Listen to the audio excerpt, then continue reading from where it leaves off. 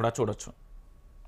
ఏంది Congress quid pro quo అనే పదం కొద్ది రోజులుగా విపరీతంగా వినబడుతుంది. ఇది లాటిన్ పదం, సహకారానికి ప్రతీక కదా. సహకారాన్ని అందించే సందర్భాలలో దీన్ని వాడతారు. అంటే మనకు తెలిసిన వాళ్లకు ఏదైనా సహాయం చేస్తామనుకోండి, ఆ తర్వాత దానికి ప్రతిఫలంగా వారు ఏదైనా మనకు సహాయం చేస్తారనుకోండి, దాన్నే క్విడ్ ప్రోకో అనవచ్చు. ఫార్ములా ఈ రేస్ కేసులో ఇలాగే జరిగిందని కాంగ్రెస్ ఆరోపించింది. కానీ ఇక్కడ గ్రీన్ కో సంస్థకు నేరుగా ప్రభుత్వం ఎలాంటి లావాదేవీలు జరగలేదు. కానీ కాంగ్రెస్ అధికారంలోకి వచ్చిన ఏడాదిలోనే క్విడ్ ప్రోకో లాంటి సంఘటనలు చాలా జరిగినట్టుగా కూడా కనిపిస్తుంది. ప్రతిపక్షాలు కూడా ఇవే ఆరోపణలు కూడా వినిపిస్తున్న పరిస్థితి కూడా కనబడుతుంది. ఏంటి అసలు రేవంత్ సర్కార్పై తీవ్ర విమర్శలు. కాంగ్రెస్కు మెగా 110 కోట్ల ఎలక్ట్రోల్ బాండ్లు. మెగా కృష్ణారెడ్డి మంత్రి పొంగులేటికి చెరి సగం కొడంగల్ లిఫ్ట్ కాంట్రాక్ట్. సుంకిశాల గోడ కూలిన మెగాపై నో యాక్షన్.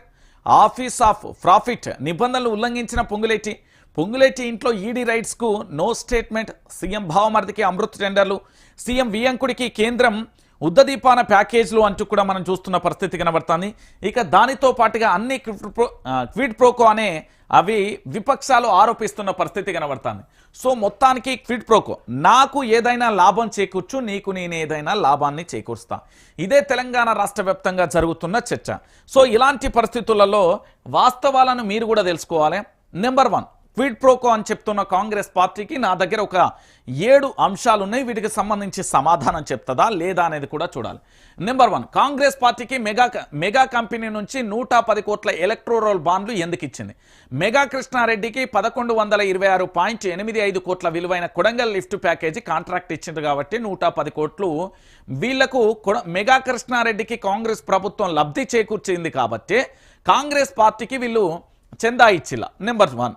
నెంబర్ 2, మెగా సంస్థ నిర్మించిన సుంకిశాలలో కూలిన రీటెన్నెల్కు సంబంధించిన వాళ్ళు చర్యలు తీసుకుని సర్కార్ రాష్ట్ర ప్రభుత్వం ఏర్పాటు చేస్తున్న స్కిల్ యూనివర్సిటీకి 200 కోట్ల రూపాయల డొనేషన్ ఇచ్చింది మెగా కంపెనీ. అంటే నేను ఏదైనా తప్పు చేస్తా, ఆ తప్పు జరిగినప్పుడు నన్ను ఎలాంటి ఇబ్బందులకు కూడా గురి చేయకూడదు అంటూ కూడా ఇక్కడ లంచం ఇచ్చినట్టుగానే. ఇక 3వది, రాష్ట్ర కేబినెట్ మంత్రిగా పొంగులేటి శ్రీనివాసరెడ్డి. పొంగులేటికి చెందిన రాఘవ కన్స్ట్రక్షన్కు 1134.62 కోట్ల విలువైన కొడంగల్ లిఫ్ట్ ప్యాకేజీ కాంట్రాక్ట్ 1 ఇచ్చిర్రు. సో ఇచ్చిర్రు కాబట్టి దానికి సంబంధించి కూడా బయటికి రాలే.